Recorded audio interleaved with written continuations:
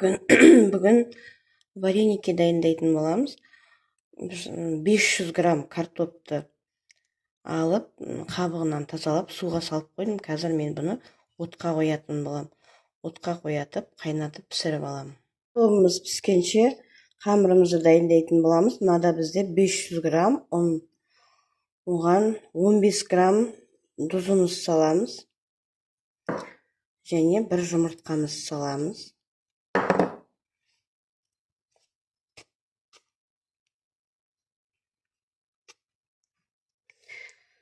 Енді бұған біздер 180 грамм су құямыз. Суымды құйдым. Енді жақсылап тұрып қамыр илейтін боламыз. Осындай қамыр шықты, қаттылау болады. Одан қорықпаңыздар, шамалы 10 минут тұрғаннан кейін тағы да бір қайтара илейміз. Сонда қамырларымыз идеальный қамыр болады. Картопымыз пісіп шықты, суынан сырқытып алдым. Енді бұны былай еземіз. Мынандай картоп езетінмен еземіз. Енді тұзын саламыз. Тұз салғанда мұқият боласыздар. Қалғандарын описание бөліміне жазып кетем. Мынау менде 50 грамм май, сары май, молырақ пісірдім. Сосын сүт құямыз. Бұған деген нені жуанда неге майға қуырып салуға болады. Май қоспай-ақ, сүт қоспай-ақ. Бізде енді жуа жемейтін адамдар көп үйде, сол үшін мен сүт қосып сары май салып отырмын.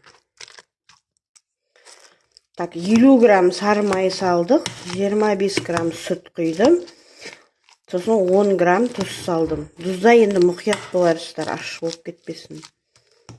Енді соны жақсылап араластырдым. Енді қамырымызға кірісетін боламыз. Қамырымыз осындай болды, бір қайтара илеп шықтым жаңа. Енді осыны оқтаумен жаямыз. Қамырымызды жазып, оқтаумен осылай қатты қалың емес, қатты жұқа емес, орташа қалыңдықта мынандай кесетінмен кесіп аламыз. Жақсылап тұрып. Осылай кесіп аламыз бәрін. Қамырымызды осылай салафанға салып қоямыз, әйтпесе қаясып кетеді. Мынаны былай. Қатты қыспаймыз, жай ғана бетіп қоямыз. Қатты қыссақ, көйлектің етегі ұқсап кетеді. Өстіп жасаймыз. Осылай дайын болды вареникіміз. Енді осыны суға саламыз. Бұны тұзды суға қайнатып аламыз. Суға да қайнатып алуға болады, буға да қайнатып алады.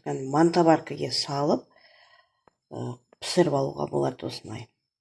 Мен енді бұл жолы суға пісірем. Осылай темір табаққа, шөлмек ыдысқа ішіне осылай сары май саламыз. Қазір піскен вареникімізді салып, үстіне сүзіп аламыз да, вареникті араластырамыз сары майға. Дәмі өте керемет болады. Қыздар желательно пластмасс ыдысқа істемегендеріңіз дұрыс. Осындай темір ыдысқа істеңіздер. Осылай қайналып жатыр. Езіліп жатқан жоқ, нормально қайналып жатыр. Вареникіміз дайын болды. Өте керемет шықты, жабыспай, езілмей, әдемі шықты.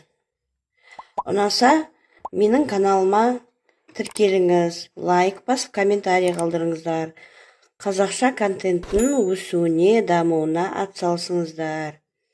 Байыса қазақ байысын. Сіздермен болған Эльмира. Келесі кездескенше сау болыңыздар.